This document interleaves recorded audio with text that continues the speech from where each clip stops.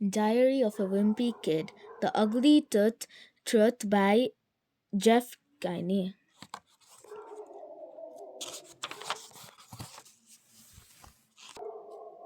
September, Thursday.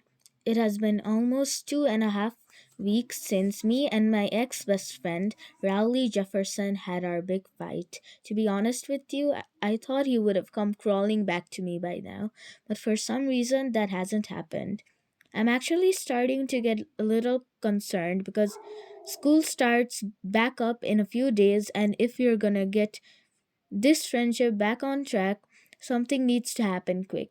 If me and Rowley really are through, that would stink because the two of us had a pretty good thing going. Can I take a break? It's only like 3 blocks more, says Greg. Now that our friendship's in history, I'm in the new market for a new best friend.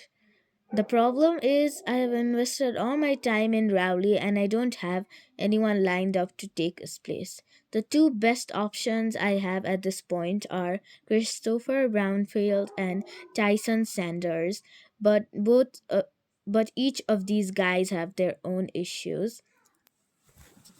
I hung out with Christopher for last few weeks of the summer, mostly because he's a excellent mosquito magnet, but Christopher is more of a summertime friend than a school year friend.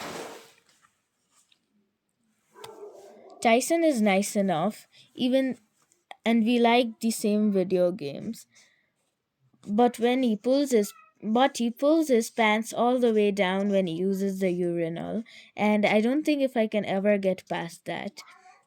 The only kid my age who's not paired up with someone is Fredgley, but I've ruled him out as my best friend material a long time ago.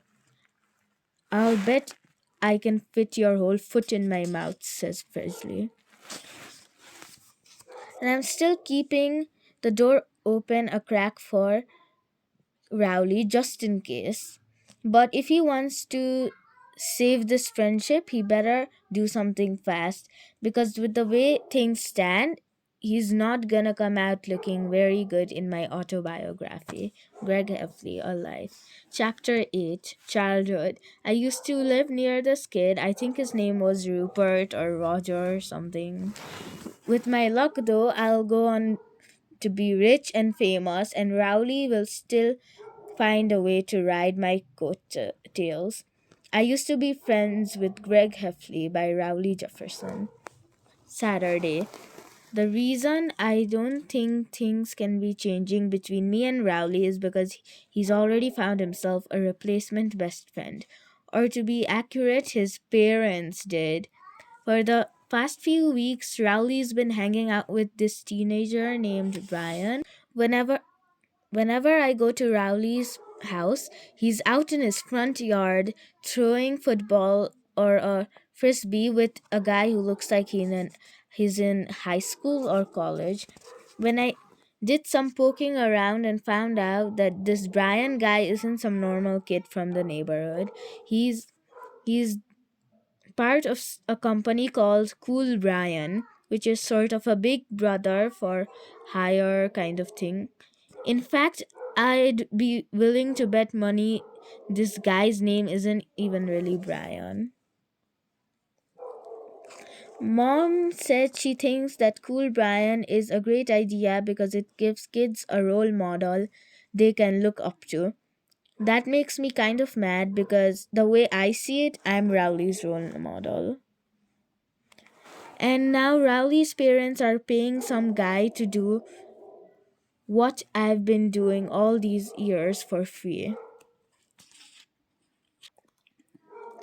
The thing that really burns me is that Rowley probably doesn't even know his parents are paying this guy to spend time with him, and I don't think it would bother Rowley if he did know the truth. Today I saw Rowley hanging out with a different cool Brian, so Rowley's regular guy must have had the day off. But I could tell Rowley didn't even notice. For next time, bye.